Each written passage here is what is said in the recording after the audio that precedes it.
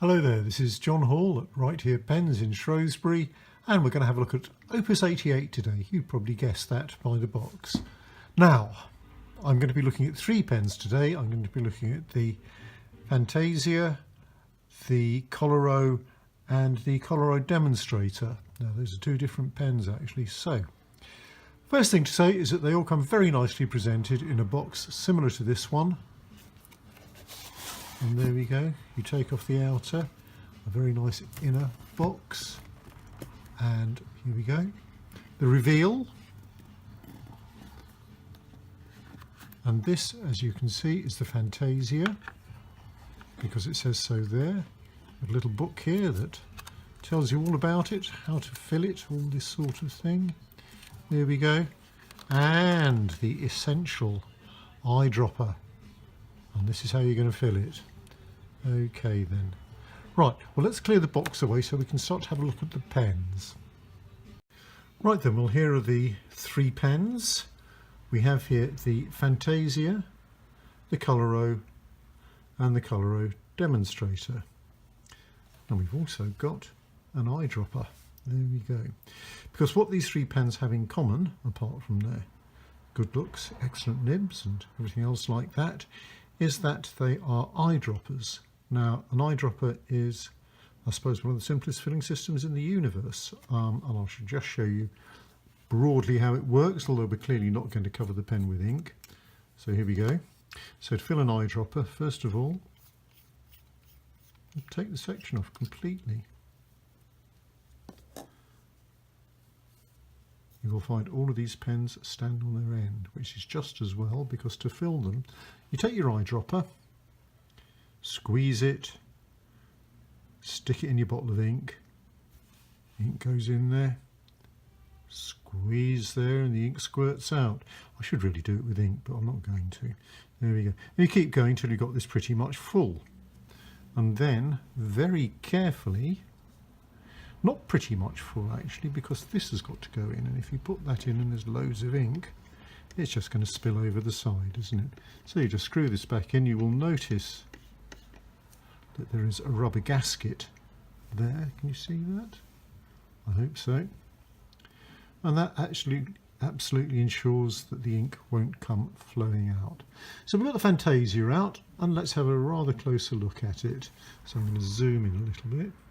Here we go. Right, so nice looking pen, I'm sure you'll agree. But I'm sure there are other questions you've got. The nib here, it's a number 5 nib. It's a German nib. A lot of Taiwanese pen makers, and these pens come from Taiwan, seem to favour German nibs. An interesting one. Sooner or later, I'm sure that Oriental nibs are going to start arriving, but it hasn't happened yet. The other thing you've possibly noticed is that there's a rod running down the middle, and I don't know, it might make one think that this is a piston filler, but obviously it's not. So what's the purpose of this? Well, on all of the Opus 88 pens they have an ink control mechanism, and that is it. With this particular one, you've got a little screwdrivery thing that fits into the back on the Fantasia, and you can use that to start to unscrew there. And what you'll see is that the rod there is slowly moving backwards out of the ink channel, and that's enabling more ink to flow through to the nib of the pen. Now, this does seem to make quite a big difference, and it does seem to make a lot of difference in terms of the flow. If you have it closed like this, obviously it's stopping any ink flow at all. You've got the ink that's sort of around the nib, and that'll let you write a couple of lines, maybe a bit more, but then it'll dry up. My experience is that you have to open it at least a turn, possibly a turn and a half, and you can see that coming back there, and that will give you a very good flow of ink. And points in between will control the flow, but you've got to have, I think, at least one turn open, or you're going to have very little flow at all. So what other things are we noticing? Well, it's a nice looking pen. I like this material. It is translucent. The Koloro comes in various different, the Fantasia comes in several different colours, more than the other ones actually. There we go. This is an acrylic material, and the knob at the end and the cap are both made of ebonite, which possibly accounts for the nice feel, the very nice look actually. I mean, I suppose it's a matter of taste whether you like this or not. I think it's very attractive.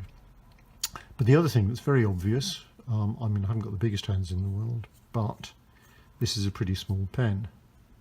But like all of the best small pens, the cap not only posts, but you can screw it on for added security, and that gives you really a very comfortable, very pleasant hold.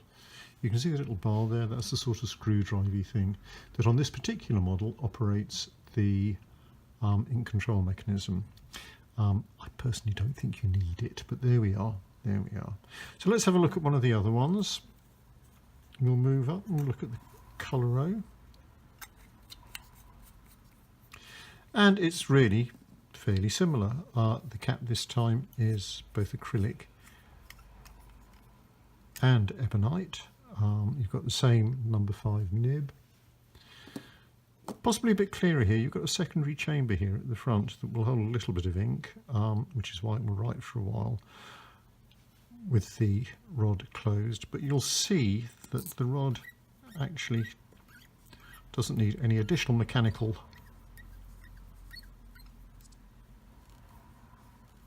help to move. So let's have a look here. I don't know how well you're picking this up, but the textures here are really nice. Whoops, my studio's collapsing. There we go, that's better. So that's a really nice texture. That is the ebonite and the acrylic.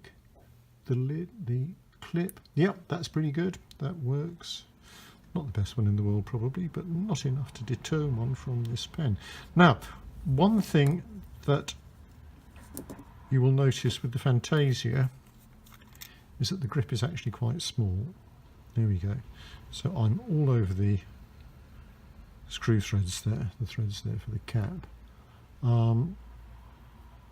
Actually, we saw quite a lot of these and no one has commented on this at all so far. It's actually nicely machined, so it's not uncomfortable. But for those of you who prefer a little bit more to get hold of, you've actually got a rather longer section there, and that is, again, for me, extremely comfortable. There we go. And again, lots of nice material, nice colours, nice feel, just general sense of a quality pen. And you'll see here, it says Opus 88 there. Actually, the way that the printing goes on pens, and this is actually engraved, the way the engraving goes on pens is possibly a bit of a test of quality, and this one passes with flying colours. And here we have the Demonstrator. Actually, I have to move it away a bit because this is a big beast, as you can see. I'm going to move these two out of the way, actually. There we go. Big isn't always best, but I like this one. There we go. And again, we've got Opus 88 there. Good looking pen. Proper Demonstrator. There we go. And looking in here, we see it's a number 6 nib. No number 5 for this one. It's a bigger one. Again, a real feeling of quality with this. I mean, it's not just the presentation. The whole way that the pen is put together speaks of quality, speaks of care, and I think it's a very pleasant pen. I'm just going to show you a comparison of the various sizes of the ink capacity, because this one I know has got a good 2mm, if not more. I mean, it really is, as I say, quite a monster. So if we pop that there, here we are. Make sure that we're a bit focused anyway. Now this really is a bit like the Three Bears. There's There's the big bear. And here's the little one. I suppose this must be... Oh, yes, okay, the middle. Oh, goodness me, stop that. Right, here we are. So looking at the barrels... Oh, now that's interesting. Well, I think you'd have to be quite brave to do this without holding on. But you certainly can't do that with the Koloro. Doesn't have a flat base, so you're going to have to hang on to that while you're filling it. Let me see if I can get my hand out of the way there and give you some indication of the relative sizes. Oh, this is proving more difficult than I thought. Let's just move that there. There we are. So, yeah, like that, and that, and that. So, right, pretty big ink capacity for all of them actually. I mean, none of them are going to struggle with ink capacity. The Demonstrator obviously is colossal. I haven't actually measured it. I'm told it's more than 2 millimetres. I would have thought millilitres. I would have thought it's quite a bit more than that. So there we are. This is Opus 88. Nice pens, very worthy of consideration. They appear to be nice people over there in Taiwan that are sending them over to me. And so far, we've been very happy with them. So, that's it really.